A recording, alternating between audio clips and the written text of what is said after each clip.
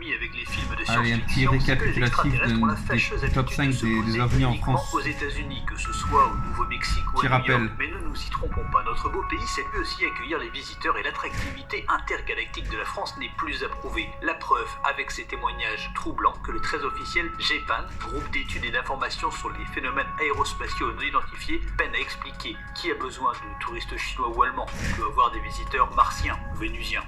Numéro 1, l'affaire de Valençol.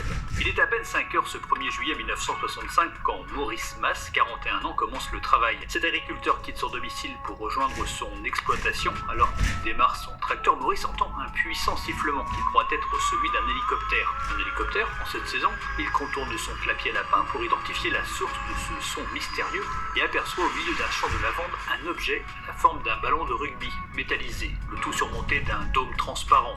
De cet étrange appareil sortent, comme il le dira dans sa déposition à la gendarmerie, des créatures de moins d'1 mètre avec des grosses têtes et des combinaisons gris-bleu. Maurice se dit alors, tiens, c'est pas normal, et il se dirige vers eux. C'est alors qu'une des créatures brandit un tube transparent bleuté et Maurice se retrouve paralysé en train d'observer les visiteurs deviser dans une langue étrange, puis regagner leur appareil, décoller et disparaître. Quand Maurice recouvre sa mobilité, il constate que le sol a durci comme du ciment à l'endroit où était l'OVNI et 2 ans plus tard, la végétation n'y avait pas repoussé.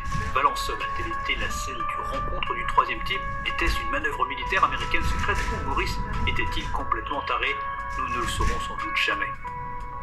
Numéro 2, l'enlèvement de Sergi Pontoise. Nous sommes en 1979. 3 amis, Franck, Jean-Pierre et Salomon, sont témoins d'un phénomène incroyable. Vers 4h30 du matin, alors qu'ils se préparent à partir travailler sur un marché, une traînée de lumière s'approche de leur voiture. Des boules lumineuses de la taille de balles de tennis gravitent autour du véhicule. Jean-Pierre court chercher un appareil photo.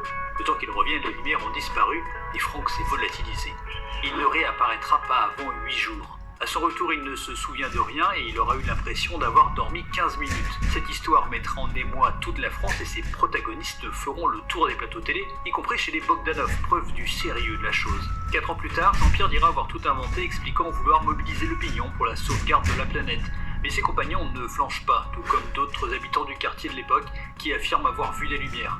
La légende est désormais bien ancrée, plus rien ne la fera disparaître. Numéro 3, l'affaire de Trans-en-Provence. Ce qui s'est passé le 8 janvier 1980 dans le Var a une particularité. Pour la première fois en France, un phénomène non expliqué a laissé des traces matérielles sur place. Il est 17h à Trans-en-Provence quand le dénommé Renato Nicolai fabrique un abri en ciment pour la pompe à eau de son jardin. Le nom de la commune, celui du mec et son activité un jour de début janvier, rien ne va dans cette histoire, mais poursuivons. Renato voit atterrir un engin qu'il décrira comme 2 assiettes collées couleur plomb de 2,50 m de diamètre environ pour 1,80 m de haut. L'appareil décolle puis disparaît. On serait tenté de penser que Renato Nicolai va attaquer l'apéro un petit peu vite, mais les traces laissées par cette apparition interpellent les gendarmes. Le sol a été tassé par un objet massif et chaud et les plantes ont subi une dépigmentation soudaine. Aujourd'hui, la piste du canular est privilégiée, mais l'affaire de Trans-en-Provence est celle qui a, à ce jour, mobilisé la plus grande enquête scientifique en France et qui a permis de solliciter des fonds pour faire passer l'ufologie à l'échelle supérieure.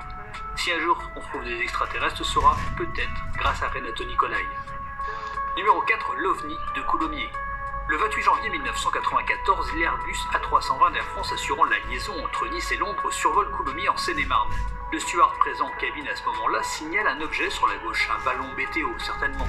Mais quel ballon météo a la forme d'un disque brun ou rouge sombre et se métamorphose avant de disparaître subitement?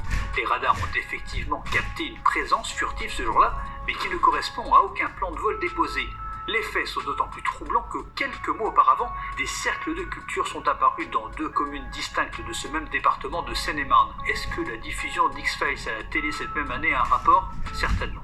Numéro 5, la rencontre de Cussac. Le 29 août 1967, dans le village de Cussac, dans le Cantal, 2 enfants, François, 13 ans et demi, et sa sœur Anne-Marie, 9 ans, surveillent une dizaine de vaches en jouant aux cartes. Tout à coup, François aperçoit de l'autre côté de la départementale de petits êtres qu'il prend d'abord pour des enfants. Ils sont noirs, mesurent entre 1 mètre et 1,20 m et semblent sortir d'une sphère lumineuse à côté d'eux. Puis les visiteurs rentrent la tête la première dans la sphère qui décolle et disparaît. Difficile de donner du crédit à cette histoire, mais quelques éléments sèment le trouble. Une odeurs et un sifflement qui ont accompagné le décollage et qui ont été perçus par plusieurs riverains, un villageois qui témoigne de l'authentique état de choc des enfants à leur retour précipité chez eux et de l'agitation des vaches, et le fait que jamais les enfants n'ont démenti leur témoignage au cours des années qui ont suivi. En tout cas, cette question demeure. Pourquoi irait-il dans le Cantal ? Ce ne sont que quelques exemples dans la liste, près de 100, des cas inexpliqués recensés par le GEPAN. Ce que l'on peut en tirer, c'est que les aliens font vraisemblablement moins d'un mètre, qu'ils envisagent de s'installer en Seine-et-Marne ou à la campagne et qu'ils n'ont aucune envie de discuter avec nous. Mais comment leur en vouloir ? En tout cas, s'il y en a un qui passe au-dessus de chez vous, tenez-nous au courant, on fera un volume 2. Salut.